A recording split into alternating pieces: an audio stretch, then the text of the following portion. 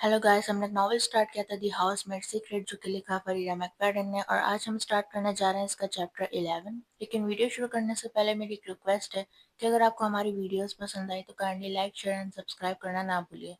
तो चलिए शुरू करते हैं। मिली। जब मैं गैरिक्स के पेंट हाउस पहुंचती हूँ, मेरे हाथों में 4 भरे हुए ग्रॉसरी के बैग्स होते हैं। मैं ठीक ठाक संभाल रही थी इन्हें, लेकिन आखिरी ब्लॉक में लगभग सब कुछ गिरा बैठती। लेकिन खुदा का शुक्र है, मैं यहाँ पहुँच गई हूँ, कोकामेलॉन समेत। वो वाकई एक असल चीज़ है, और मुझे वो एक स्पेनिश सब्जी की दुकान से मिल गया। खुशकिस्मती से मुझे दरवाजे का हैंडल नहीं घुमाना पड़ता, क्योंकि एलिवेटर का दरवाज़ा खुद ब खुद खुल जाते हैं और मैं सीधा अंदर चल पड़ती हूँ। मैं चाहती थी कि मैं सीधा किचन तक जा सकूं, लेकिन रास्ते में ही मुझे सब बैग ज़मीन पर रखने पड़ते हैं और थोड़ा-सा सांस लेना पड़ता है। अगर कोकामेलन गिर जाता और टूट जाता तो शायद मैं वहीं फर्श पर बैठकर रोना शुरू कर देती। जब मैं लिविंग रूम में खड़ी होती हूँ और ये सोच रही होती हूँ कि ग्रोसरीज़ को किचन तक कैसे लेकर जाऊँ, तभी मुझे कुछ आवाज़ें सुनाई देती हैं, चिल्लाने की। लेकिन मफ़ल्ड चिल्लाना। मुझे कोई असरदार अल्फाज सुनाई नहीं देते, लेकिन ऐसा लगता है जैसे ऊपर बेडरूम में कोई सच में बहुत गुस्से में हो। ग्रॉसरी छोड़कर मैं धीरे-धीरे स्टेयरवेल के करीब जाती हूँ, ताकि देख सकूँ क्या हो रहा है। तभी मुझे एक ज़ोर का शोर सुनाई देता है, किसी शीशा टूटने की आवाज़। मैं स्टेयरवेल के बैनिस्टर पर हाथ रखती हूँ, तैयार हूँ सीढ़ियाँ चढ़ने के लिए ताकि देख सकूँ सब ठीक है या नहीं, लेकिन उससे पहले कि मैं एक कदम भी उठाऊँ, ऊपर से एक दरवाज़ा ज़ोर से बंद होता है।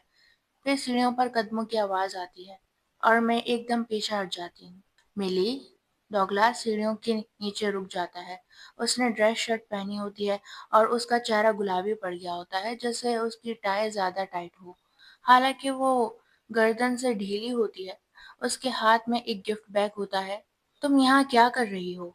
मैं मैं ग्रोसरी के 4 बैग्स की तरफ देखती हूँ। मैं सामान लेकर आई हूँ, उसे रखने जा रही थी। वो अपनी आंखों को तंग करता है। तो तुम किचन में क्यों नहीं हो? मैं हल्की सी मुस्कुराहट देती हूँ। मुझे एक जोर की आवाज़ सुनाई दी थी, मुझे लगा कुछ। जब मैं ये कह रही होती हूँ, मेरी नज़र उसके महंगे ड्रेस शर्ट के फटे हुए कपड़े पर पड़ती है। और ये ऐसे फटा हुआ नहीं है जैसे सिलाई खुल गई हो। ये तो गुस्से से किसी ने चेस्ट पॉकेट के ऊपर से फाड़ी होती है। सब कुछ ठीक है, वो सख्त लहजे में कहता है। मैं ग्रॉसरी रख लूँगा, तुम जा सकती हो। ठीक है। मेरी नज़र उसकी फटी हुई शर्ट से हट ही नहीं रही। ये कैसे हुआ? वो तो एक सीईओ है, कोई भारी काम तो नहीं करता। क्या ये अभी-अभी ऊपर गेस्ट रूम में हुआ?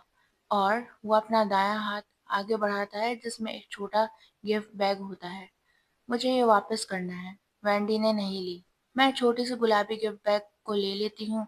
अंदर झांक कर देखती हूँ तो सिल्किन कपड़ा नजर आता है। ठीक है, लेकिन क्या रेसिप्ट इसके अंदर है? नहीं, ये गिफ्ट था। मैं शायद बिना रेसिप्ट के वापस ना कर पाऊँ। ये कहाँ से लिया था? डॉगलास अपना दांत भेजता है। मुझे नहीं पता। मेरी असिस्टेंट ने चूज़ किया था। मैं तुम्हें रेसिप्ट का ईमेल भेज दूंगा।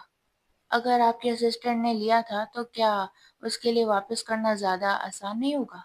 वो मेरी तरफ देखकर अपना सर थोड़ा झुकाकर कहता है, माफ़ करना, क्या तुम्हारा काम मेरे एरेंड्स पूरे करना नहीं है?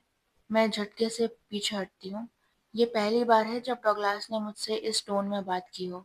मुझे हमेशा लगा कि वो एक ठीक इंसान है, थोड़ा स्ट्रेस्ड और उलझा हुआ, लेकिन ठीक। लेकिन अब मुझे समझ आ रहा है कि उसका एक और चेहरा भी है। वैसे हर किसी का एक दूसरा चेहरा होता है ना? डॉगलास गैरिक मुझे घूर कर देख रहा होता है। उसे उम्मीद है कि मैं चली जाऊं, लेकिन मेरा हर एक जज्बा कह रहा होता है कि मुझे रुकना चाहिए। मुझे ऊपर जाकर देखना चाहिए कि सब कुछ ठीक है या नहीं। लेकिन उससे पहले ही डॉगलास मेरे और स्टेयरवेल के दरमियान आ जाता है। वो अपने हाथ चेस्ट पर बांध लेता है और अपनी घनी भवें उठा लेता है। मैं इस आदमी के पास से नहीं गुजर सकती, और अगर किसी तरह गुजर भी गई तो मुझे अंदाजा है कि अगर मैं गेस्ट बेडरूम का दरवाज़ा नॉक करती तो वेंडी गैरिक मुझे सिर्फ यही कहती कि सब कुछ ठीक है। तो आखिर मैं कुछ नहीं कर सकती सिवाय इस जगह को छोड़कर जाने के।